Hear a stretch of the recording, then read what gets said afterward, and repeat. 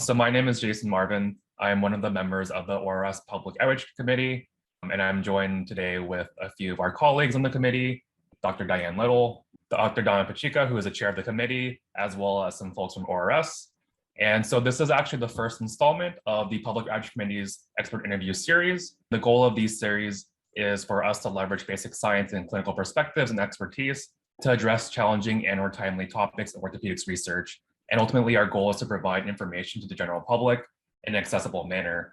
And so for this interview series, the focus of our topic will be stem cell therapies, orthopedic surgery, and we're joined by three of our expert panelists. The first being Dr. Rachel Frank, who is a board-certified orthopedic surgeon and sports medicine specialist who focuses on the surgical and non-surgical management of knee, shoulder, and elbow injuries. Dr. Frank has specialized training and technical expertise in the areas of advanced knee and shoulder arthroscopy, ligament reconstruction, cartilage meniscus restoration surgery, shoulder instability surgery, biologic treatments for musculoskeletal, and care specific to the female athlete. Dr. Frank earned her undergraduate degree at the University of Illinois while playing 4 years of the Division I soccer and her medical degree at Northwestern University's Feinberg School of Medicine. She then completed her orthopedic surgery residency at the renowned Rush University Medical Center in Chicago, Illinois, as well as a sports medicine and shoulder fellowship at Rush University Medical Center, where she assisted in taking care of numerous sports teams in the local area, including the USA Rugby team and also DePaul University. Following her sports medicine fellowship, Dr. Frank completed a traveling fellowship throughout Canada and Europe, developing additional expertise in the areas of complex shoulder reconstruction, knee joint preservation surgery, advanced ligament repair and reconstruction techniques, and orthobiologics. Currently, Dr. Frank serves as an associate professor in orthopedic surgery at the University of Colorado School of Medicine, is the director of the Joint Preservation Program at the University of Colorado, and is head orthopedic team physician for the Colorado Rapids professional soccer team. In her career, Dr. Frank has authored or co-authored over 300 peer-reviewed journal articles, over 50 book chapters, and presents her research both nationally and internationally at orthopedic conferences and meetings each year. Her research has garnered dozens of prestigious national and international awards, including the prestigious AOSSM Bartman Award for the Advancement of Sports Medicine Research, as well as several competitive grants, including funding from the National Institutes of Health, the American Board of Orthopedic Surgery, and the Orthopedic Research and Education Foundation. Thanks, Jason. Dr. Farsh Gilak is a professor of orthopedic surgery at Washington University School of Medicine, director of research for the St. Louis Shriners Hospitals for Children, and co-director of the Washington University Center of Regenerative Medicine. His laboratory pursues a multidisciplinary approach for developing new tissue engineering and stem cell-based therapies for musculoskeletal diseases, spearheads new approaches that combine genomic. He's published nearly 400 articles in peer-reviewed journals and has co-edited 4 books. He's a past editor-in-chief of the Journal of Biomechanics and serves on numerous other journal editorial boards. He's won several national and international awards for his research, including 5 separate awards for mentoring, and has worked extensively in the translation of tissue engineering technologies as the founder of Cytex Therapeutics, a startup company focusing on developing new regenerative medicine therapies for musculoskeletal conditions. He was also recently elected as a member of the National Academy of Engineering. Great. And our last speaker is Dr. Brian Saunders, received his Doctor of Veterinary Medicine degree from Texas A&M University and completed a rotating internship at the University of Tennessee. He then returned to Texas A&M to complete a PhD in vascular biology. He subsequently completed a small animal surgery residency at Texas A&M as a diploma of the American College of Veterinary Surgeons, and is also an ACVS founding fellow in minimally invasive surgery. He is currently an associate professor of orthopedic surgery at Texas A&M University, where he's also the director of the Canine Comparative Orthopedics, and also holds the Linda and Dennis H. Clark 68 Chair in Clinical Research. Dr. Saunders' clinical interests include arthroscopic joint surgery, minimally invasive fracture repair, interlocking nailing, and joint replacement. Dr. Saunders' research interests include canine mesenchymal stem cells, tissue engineering, and total joint replacement. So we're really excited to have all 3 of these great speakers representing different realms of science and medicine. For the format of the event, we'll be taking Q&A over the next 45 minutes. And to just kick it off, because this is geared towards a general audience, we wanted to pose this basic question of what are stem cells? Whoever wishes to start can just chime in. Well, I can start with the very classic definition of stem cells, which was derived from the field of hematopoiesis, which is the study of how blood forms in our body, which is where the original true stem cells were identified. And the definition of a stem cell is really simple. It has to meet two criteria. It's a cell, which is sort of the basic living unit of our body. It has to be able to self-replicate, or basically divide and form a copy of itself.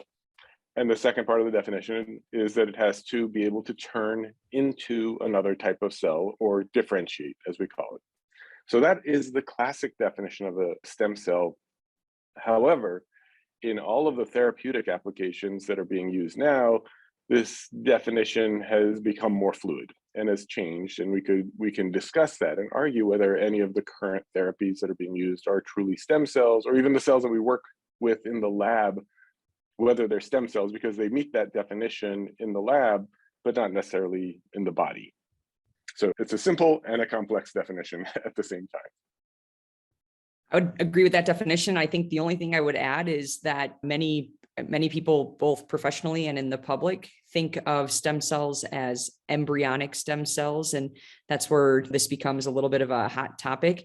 In addition to that basic definition, when you break up stem cells, there's more or less three main categories of cells that we think of when we think of stem cells. We think of embryonic stem cells, we think of adult stem cells, and then we think of induced pluripotent stem cells.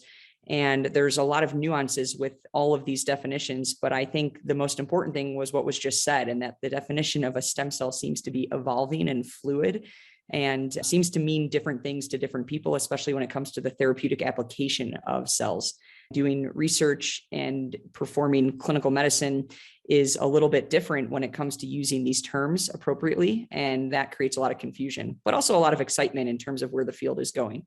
And the last comment I would make to sort of put a bow on this is I think there's oftentimes a misconception from the public, certainly from our clients who bring veterinary patients to us pursuing cell therapies, that a stem cell and a population of stem cells are sort of this identical set of clones, meaning that every single cell in this preparation that is about to be delivered to the patient is exactly the same. And when we isolate skeletal stem cells or MSCs from adult tissues, they really are a heterogeneous population of cells. Even if you take a single cell and allow it to grow a colony, there's a niche that develops within that colony. So not all the daughter progeny are the same. And so I think one of the exciting and challenging parts of this field is consistency of therapy, developing consistency in therapy, and how do we do that? How do we identify the targets for its success, and how do we develop a successful pipeline for treatment moving forward?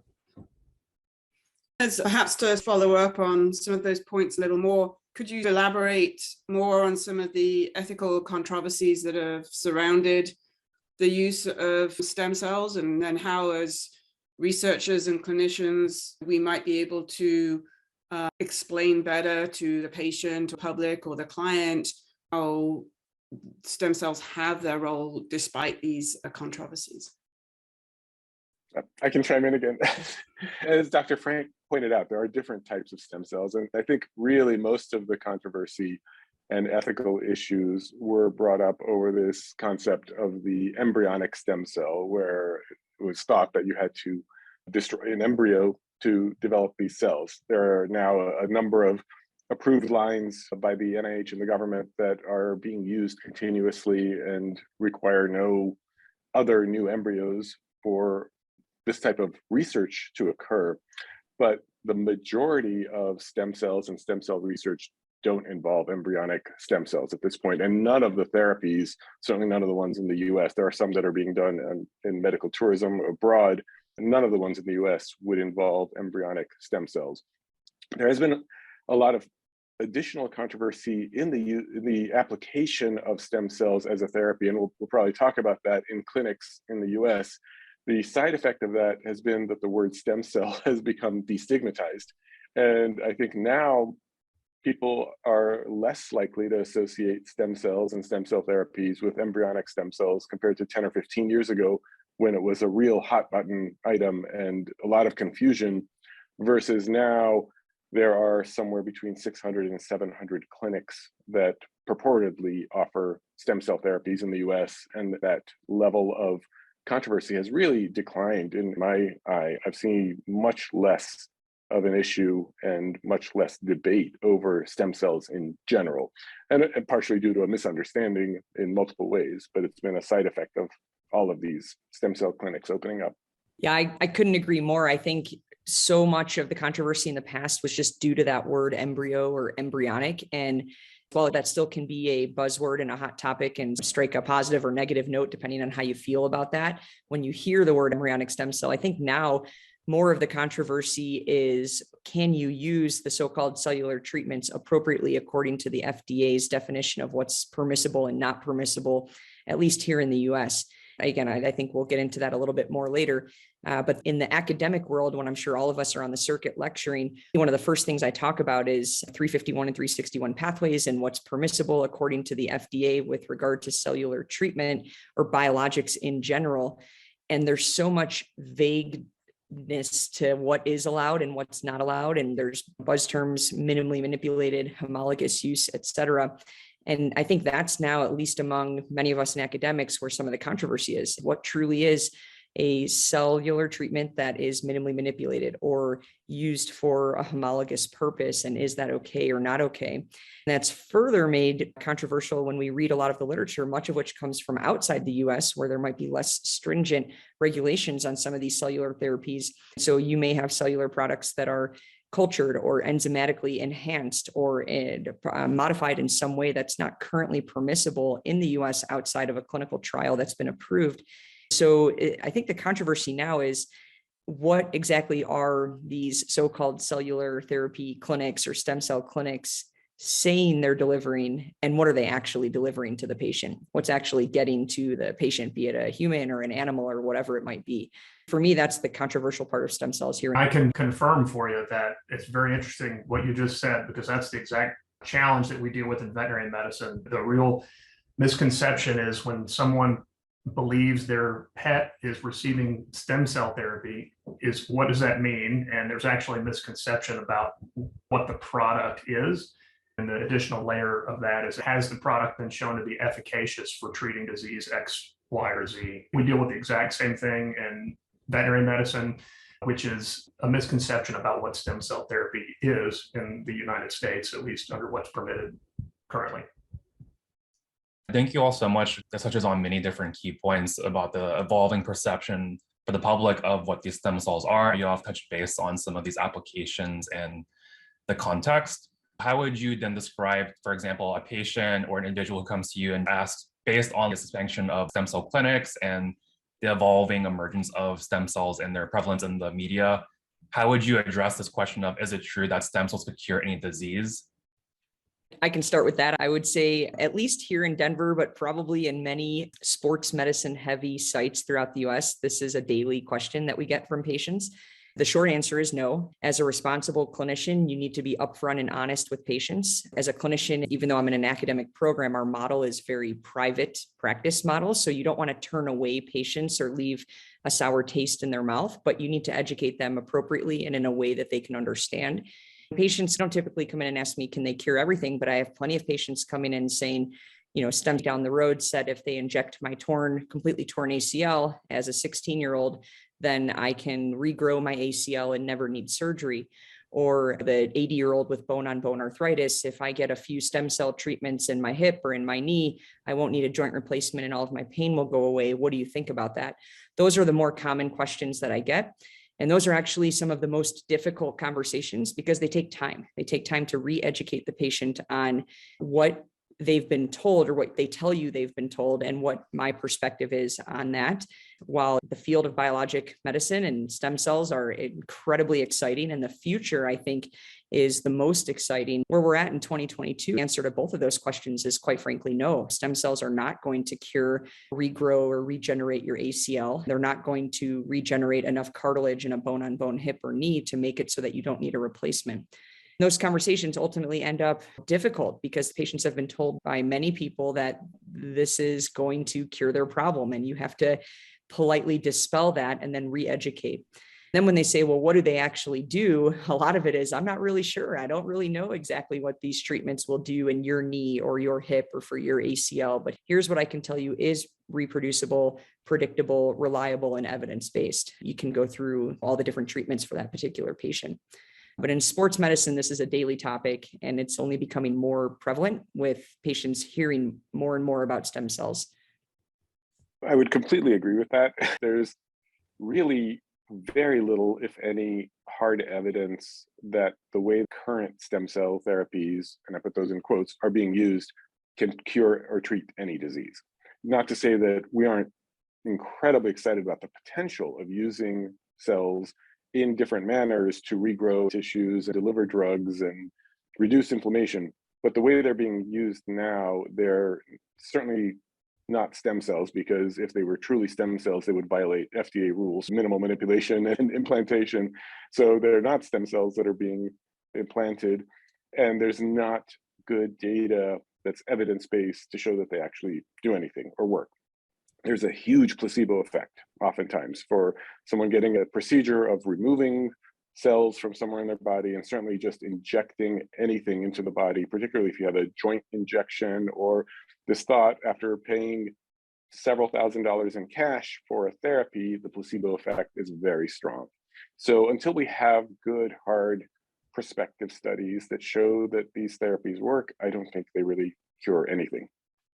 It's funny. It's exactly what you just said. So for the last 4 years, I've been trying to think of some sort of ethical study where we could have patients pay the price for stem cells that we offer here for stem cells, but for cellular treatment, because there are some therapies that are offered in my institution in the form of bone marrow or adipose.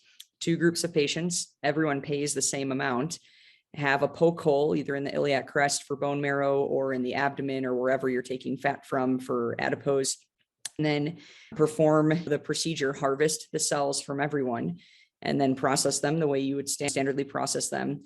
Then have a foil covered syringe and inject either saline or the end product of what might contain growth factors, and then maybe a cell, and put that into the joint or area of interest and see what the outcomes are. It's hard because I just don't know of a way to ethically have patients pay that cash pay price and not get the procedure. If they turn out that they have a negative result, that just raises some eyebrows. We've thought of tell the patients you might not get this, but all money will be donated to research or donated to some charity or something like that, so they feel good about it. But if you have any ideas, I think that is the ultimate study in terms of just proving what many of us, if not all of us, probably think is what's happening. Do you have any comments on that, Dr. Sanders? I share the perspective of my 2 panel colleagues. There's a guidance document for veterinary cell-based products. This guidance document 218 states very clearly that minimally manipulated products can be used. The only thing that hasn't been uncovered a little bit as we unwrap this onion here is when a human patient or a veterinary client that has an animal that is pursuing stem cells believes that they are getting stem cells. Currently, the product that's being administered is, at least in veterinary medicine, 99% of the time, something called a stromal vascular fraction preparation. What that is a sample of tissue. So these cells exist in the bone marrow and they exist in many adult tissues. Adipose tissue or fat is a very common area of interest. And so you can take a sample of fat, and through enzymatic digestion, you can break that fat down and you can pull the nucleated cells from that fat tissue. You can separate the adipose from it. And what you have is a minimally manipulated preparation of cells termed the stromal vascular fraction. That includes endothelial cells and pericytes, smooth muscle cells. Yes, it does have some MSCs in it. We did a study in dogs where we harvested tissues from a number of donor dogs. And we looked at the yield of MSCs from various tissues. And in fat tissue, only 5% of the nucleated cells were actually MSCs once we went through the process of characterizing them. You may have a syringe with 1 million cells or 5 million cells of this stromal vascular fraction, but only a very small percentage of them are these mesenchymal stem cells or multipotent stromal cells, the MSCs that meet the criteria that were introduced at the beginning of the session. To me, that's an ethical conflict when you're purporting to provide stem cell therapy, yet only 3 to 5% of the cells in your injection system are meeting this criteria. Are we really administering stem cell therapy? No, we're administering stromal vascular fraction therapy. The next question is, well, does it matter? Maybe not. If the SVF preparation palliates the patient's pain, that's great, but also have strong evidence that that's the case either. Great, thank you. Moving on from that, perhaps you could elaborate a little bit about what specific research you're doing in the stem cell field, either in your lab or in your clinical practice, and perhaps especially with regard to what we've just talked about on the clinical practice side. Dr. Frank mentioned a little bit how potentially we could address the placebo effect, but what advantages does veterinary medicine have in that regard, if any? Dan, who did you want to start? Perhaps you. I'm a small animal surgeon, and there's actually a large field of equine surgery and equine-based cell therapy. So I'm not going to speak to that. That's not my area of expertise. But the vast majority of pet owners that are pursuing stem cells are for chronic management of multi-joint osteoarthritis. So the current paradigm is either intra-articular or intravenous injection of these products to treat patients and palliate patients' joint pain. As I said, the level of evidence is really quite low. What we have found in animals, and I'm sure is the case in people, is the case in animal studies, is that when you take a cell in a solution of saline or hyaluronic acid, you inject it into the joint. If it's not introduced on some sort of a matrix or a scaffold, it doesn't hang around in the joint very long. It undergoes apoptosis, it doesn't engraft and stay around long term. It's another misconception that people have, is that when I get this therapy, that these cells are going to go into my joint and engraft and turn into chondrocytes and stay there for the rest of their life. It turns out that the vast majority of cells are rapidly eliminated from the treatment site. So you asked about what our group is doing. We're focused on two things. One is to objectively characterize veterinary stem cells, particularly canine stem cells. How do you isolate them, culture them, and how can you use them to improve bone regeneration or cartilage repair?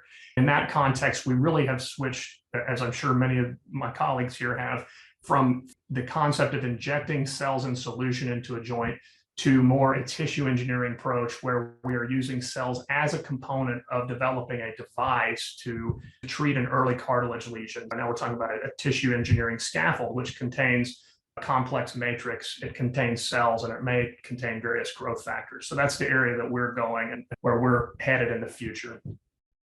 Dr. Frank, do you want to comment next?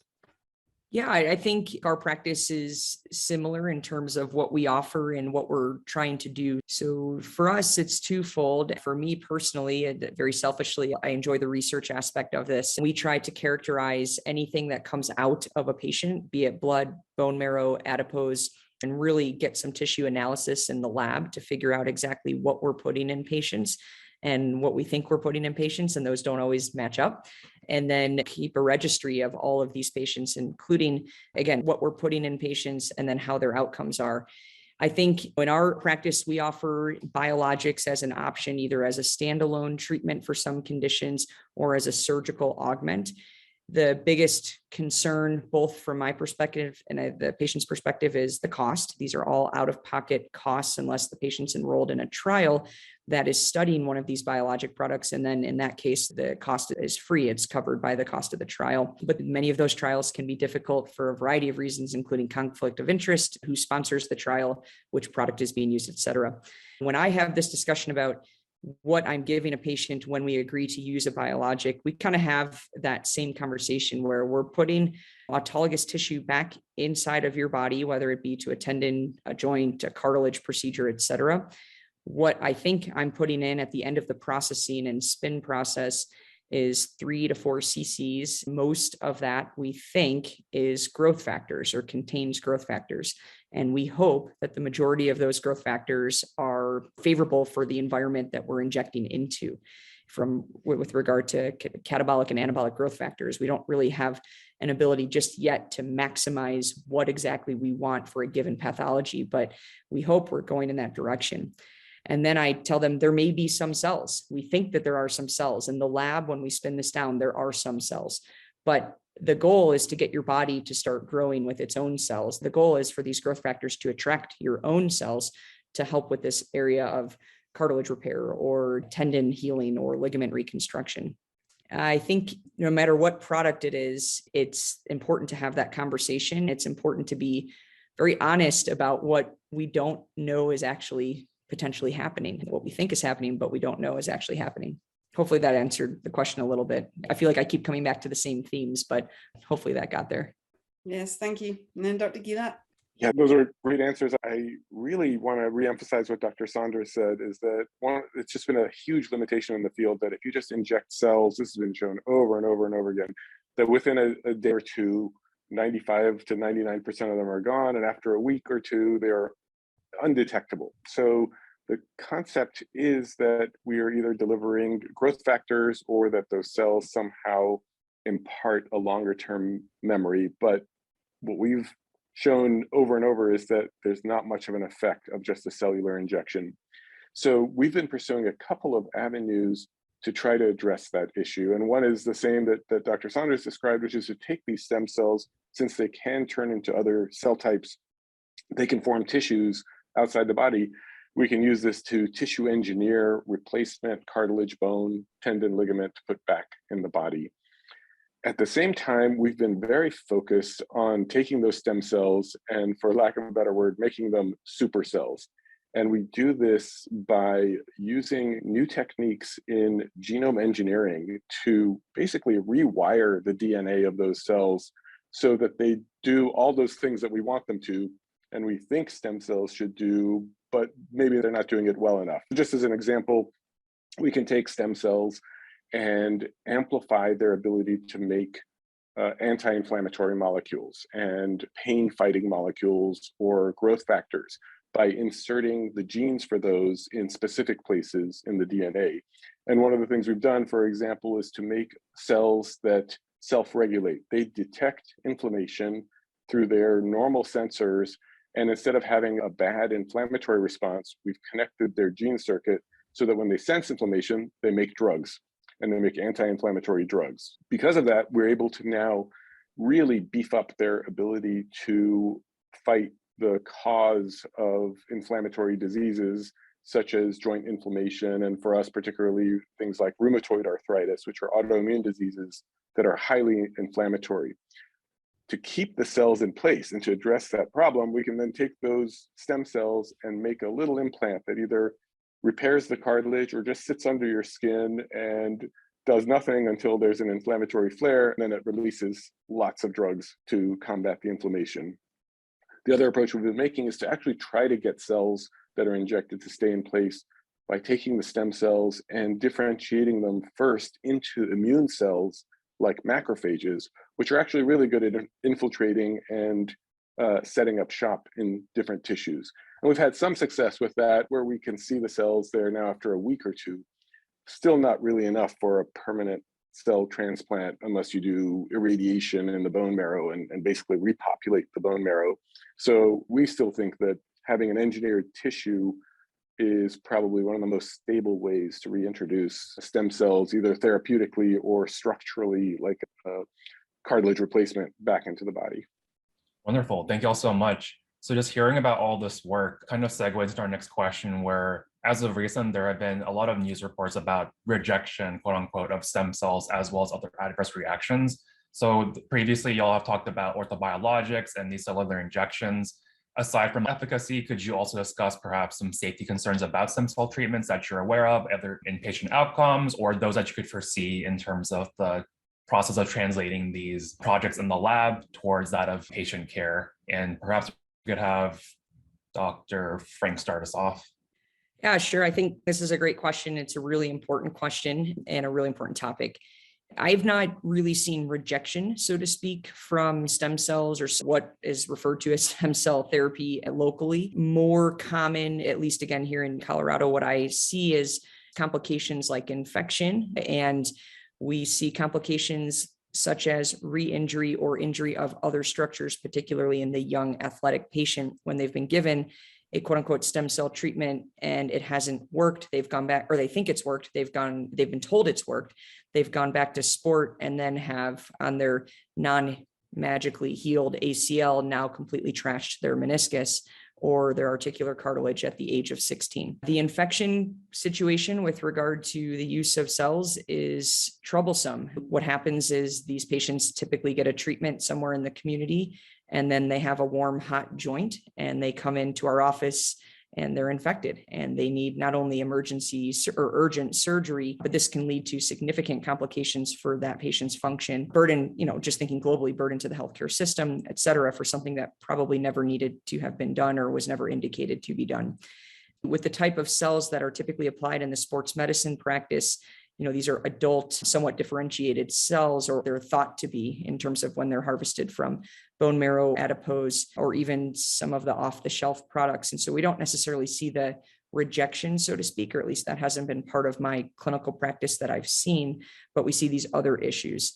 For me, the most devastating issue, and I just having been an athlete and having gone through a lot of surgeries myself, it's just devastating to see when someone is told and promised a result with a treatment, pays cash for that treatment, or their parents pay cash for this, and then they come in and they have a much worse injury than they initially had.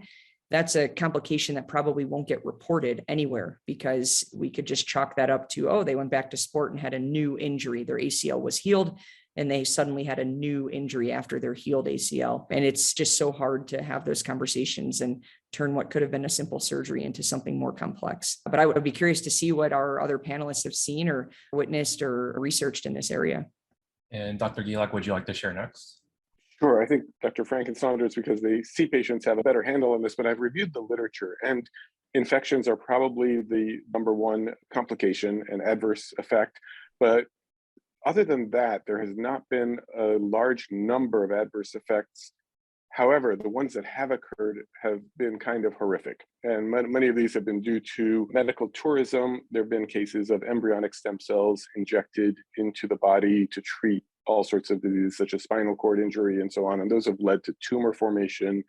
There was a case of olfactory stem cells, which is basically stem cells from the nose that were used to treat, again, in the spine for spinal cord injury, that then differentiated into a mucus-forming organ nose in the spine of the patient, and of course had to have another surgery to come out. And then a terrible case in a Florida clinic a few years ago where adipose stem cells were injected in bilaterally into both eyes of patients for macular degeneration and blinded both eyes in a series of patients. So there is this potential, even though it's rare, of really bad effects when stem cells, or quote stem cells, are not being used properly. And I agree, the rejection issue, and most of these therapies are the patient's own cells. So the chance of immunologic rejection and the chances of infection, they're not zero, but they are very low for what we call autologous transplantation versus pulling cells off of a shelf or using embryonic stem cells and so on. But that means we still really need to be careful and avoid these issues and the ones that Dr. Frank just described, of the unknown and unforeseen effects that can occur down the line that are an adverse effect but may not be counted as one. And Dr. Saunders? So in veterinary medicine, the issues are very, very similar. The main issue that we deal with are joint infections. Animals, depending on the species, can also have what I would refer to as a flare after any intra-articular injection. So whether it's a cell-based product or hyaluronic acid, or even just a big injection of saline, sometimes our veterinary patients will have inflammation and a temporary lameness associated with the delivery of a product. And that's not just picking on stromal vascular fraction prep. That can be any type of a joint injection. We're not in a place, because of the current regulatory status, which is not necessarily a bad thing, that we can administer allogenic or culture expanded cells in veterinary medicine.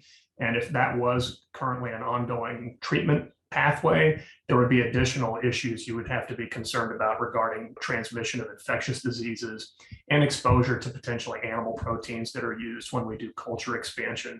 As audience is probably aware, many times bovine serum is used to culture cells. There are ways to culture stem cells in what's called a serum-free manner, even using blood products from an individual patient. So you can do platelet lysates and autologous culture with a patient's own serum. But most of the time we use some type of a bovine serum to expand the cells. And if that type of a treatment pathway ever develops, where a pre-identified population of cells that's maybe screened to be very good for disease X is identified, used, and banked, and then in an allogenic way given to other patients, then that opens up the door for making sure that we have addressed the risk for disease transmission and reaction of the recipient, the patients, to potential proteins that were used during the culture expansion. If I may, I think one thing, especially for the audience, that's important to take home from all of this, whether they're clinicians, researchers, the public, et cetera. And it's one thing one of my mentors, Aaron Rosenberg, taught me very early on in residency, and that's that there's no free lunch.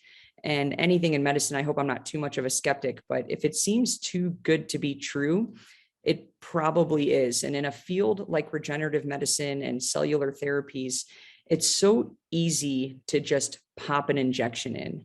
It's so easy to take out some bone marrow or some adipose, spin it down and pop it in and say, you've got stem cells, your tissue is going to regenerate, you're going to feel better. It's the easy answer for a clinician to do in 2022. And it matches so many times what the patient wants. They want to hear that. They want an easy, minimally invasive solution. They don't necessarily want surgery if they can avoid it.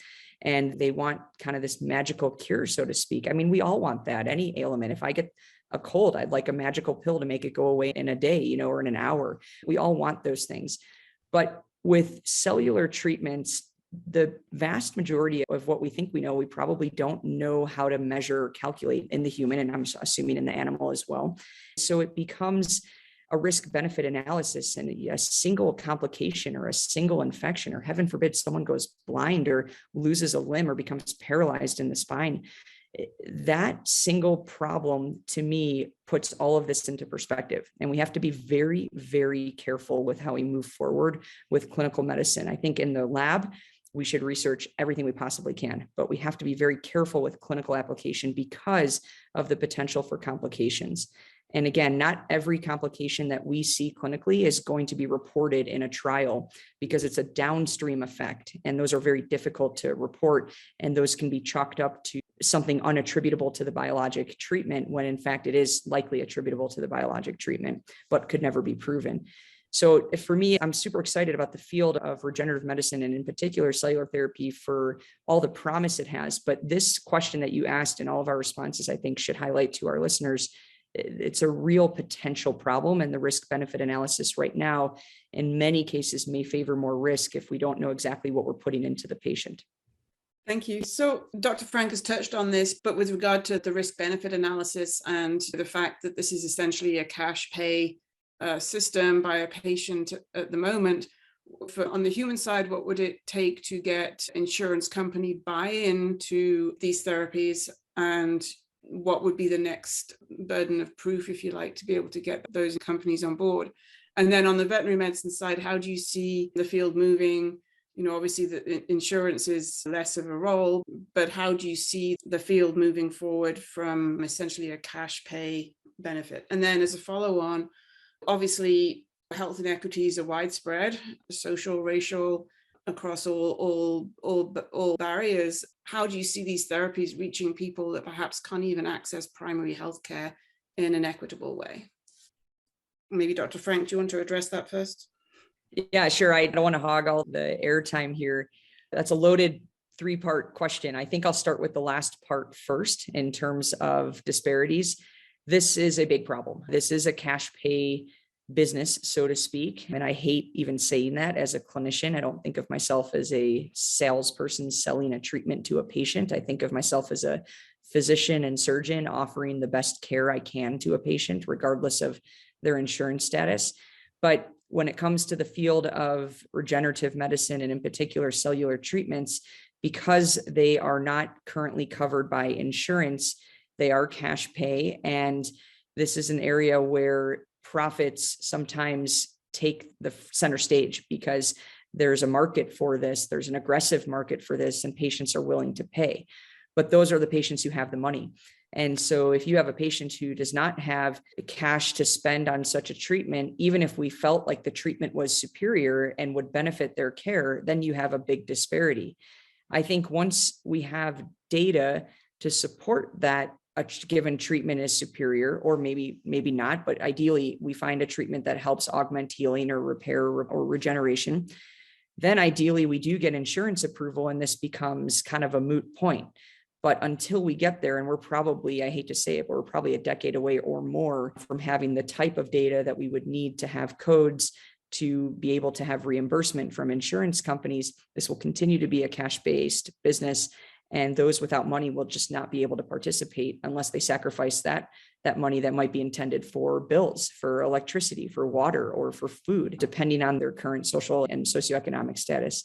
So this is a big problem, and I don't think it's getting better in the near future as the healthcare, we're not really talking about the healthcare system, but as the healthcare system evolves in the US, I think this is going to continue to be a problem. I'd be curious what our other panelists think about that, but I think this is significant kind of unspoken about area, or not spoken about enough with respect to biologic treatments, because it is completely cash-based. And so you're already focusing all of your, unless you're in a trial, you're focusing all of your research into one socioeconomic group, more or less, the group that can afford to pay for these cash-based treatments. And that, that's not representative of our United States patient population as a whole. That's representative of one silo of patients. Dr. Sanders, perhaps? Well, you touched on it when introducing this question. Pet insurance does exist, and the percentage of pet owners that have insurance is very regional. In some areas, it's below 5%. In some areas, it's upwards of 50%. But because of the lack of definitive efficacy, pet insurance, to my knowledge, does not cover any of the cell-based therapies that we've talked about today. So for me, before we talk about access, it really is documenting efficacy for a treatment. And if we can't document efficacy, it becomes a moot point moving forward. If we develop the strategies to produce a effective treatment for orthopedic injuries in animals or people, then this has already been the pathway to addressing that. I think has already been addressed. The only last thing I would comment on is that because most pet owners pay for their veterinary bills out of pocket, with the exception of equine and insured racehorses, which is a whole other field I'm not going to address, the use of a finite amount of resources that a pet owner might have on cell therapy actually can do more harm for the overall good of the pet. Because, for example, if I have a pet that has an arthritic hip, a standard of care is a hip replacement, which we do a lot in animals. And hip replacement costs X amount of dollars out of pocket. And the pet owner has that to spend, but unfortunately they've used that money on 3 or 4 rounds of stem cell therapy that have done nothing to help that patient. Now that money that they would have spent on a lifelong effective treatment, they're not able to use for the gold standard treatment. So there's an additional area of or avenue of frustration for using a finite amount of resources that different pet owners and different socioeconomic statuses have on a therapy that may not be proven. Do you have anything I to don't add have too to much. that? Yeah, not too much to add other than, insurance companies to pay for this have to show that in the future it's going to save them money or that it's going to be efficacious. And we're just lacking good clinical trials. And one of the biggest issues we have is that only a fraction of the clinical trials that are registered and performed are actually reported and published. So in the broad stem cell field, the number is about 45% of clinical trials actually get reported. In the musculoskeletal or orthopedic field, it's much, much worse. We don't have the exact numbers, but if you search on mesenchymal stem cell clinical trials, I'd say there's probably 250, 300 registered and maybe under 10 reported. So it's a real issue because they're skewed to which trials are being reported. And until we have that data, then insurance companies can't make the decision that it's worth their while to actually pay for these treatments. So I agree with what both other panelists said, that we're probably about 10 years away from having the real data that we need in either the vet market or the clinical market. Well, and even to make that even more daunting, of the trials that are reported, less than 10% report on all of the steps that they used to harvest, process, and inject or apply their biologic. So even of the studies that are published, even what seemingly is a good clinical trial, a level 1 or level 2 study with control groups, et cetera, not every author is, in fact, under 10% of authors are reporting on the steps. So then the reproducibility of that said trial becomes so difficult for the next person or for someone in their office to try to replicate what those authors showed. And so I think even the data we have, and as an orthopod, I would love to take pride in our gross body of research that's available. But in this particular field, we're not doing a very good job as a community of publishing what needs to be published. And then of those studies that are published, writing down and documenting exactly what was done. So it's a whole challenge. Yeah, I really like this discussion because it leads us into a really good setup for our final question. So we've talked about these financial barriers to using stem cell treatments. I'm curious for each of the panelists, what would you foresee perhaps as the primary obstacle that needs to be overcome before we can have widespread clinical use of stem cells as a reality? So whether that's going back to the research rigor and having more reproducible studies and reporting of these outcomes, or is it perhaps more of a regulatory landscape issue or clinical, trials, et cetera? What do you put as your primary focus? And maybe let's start with Dr. Saunders. So in veterinary medicine, this is an easy question. It's available funding to do non-biased studies. So in veterinary medicine, there are a handful of foundations that exist that are responsible for funding all veterinary medical health, not just orthopedics. In order to do a trial like this with sufficient patient numbers that's powered properly with the right controls, the amount of money available to do these studies is not there. And so the biggest barrier to us is funds, available funds to do non-compromised work. Now, there are companies that would be willing to sponsor study X, Y, or Z, but they're not going to allow that data to be published unless it's a positive outcome. And so there are challenges with the transparency of the data. And as already been discussed, how many trials have been done that aren't published in veterinary medicine? It's a very similar experience. So one is just available dollars to do high quality research. Two is the veterinary centers that are available to do these kind of studies is a handful of programs compared to human medicine. And then moving beyond that, it would be really documenting efficacy for our one or two most pressing needs and developing a consistent cell pathway that was a production pipeline that was going to achieve clinical success in the majority of patients that were going to receive that cell therapeutic. And Dr. Gilak? I think we need a lot of things. Certainly what Dr. Saunders just described, we need more basic science. I just hate to say it, but we've tried injecting MSCs and adipose stem cells over and over and over again in their raw state or in the SVF form. And if they worked, we would probably know it by now. And this is one of the problems with not reporting these clinical trials. There's a huge positive bias. All the negative trials never get reported. So we need more basic science to really develop techniques that are going to work. From the regulatory standpoint, I feel very strongly the FDA needs to crack down on clinics that are promising things that are not possible and are fiction, not science fiction, they're just fiction, because what they will do is set the field back a decade or two when they start to have adverse effects like blindness. And we look at the gene therapy field where one death set the field back for decades. And this will happen in the stem cell field, and we'll have to try to recover from it. But if we can stop the incorrect use and incorrect marketing of the stem cell field, I think it's an important step for the long-term efficacy and development of the field overall. And Dr. Frank? I would agree with everything just said. I think, again, I hope we can overcome these obstacles as a combined field in medicine and orthopedics and combining, human medicine and veterinary medicine, because the field is exciting. What we think these cells have the potential to do to augment our current techniques to help patients for whatever reason, it's so exciting, but we need data. I think everything can be summed into that word, data. We need data that's unbiased and not necessarily promoted by one company or another company. And to do good science, good basic science, and then hopefully translational science, we need funding, and we need funding that comes from a non-biased source. So I think my two co-panelists sum this up quite nicely. Until we have unbiased data, I think we're going to struggle to have an ability to use these treatments because we don't really know what treatments to use just yet for what clinical application. But if we can get funding to do unbiased research, I think the future is incredibly exciting. Wonderful. And that really hits the whole essence of this committee as well. I really appreciate all the time and the really thoughtful discussion that y'all provided today. So with that, on behalf of the committee, we'd like to really thank all three of our panelists again for a very wonderful discussion and for setting our very high bar for kicking off this event series.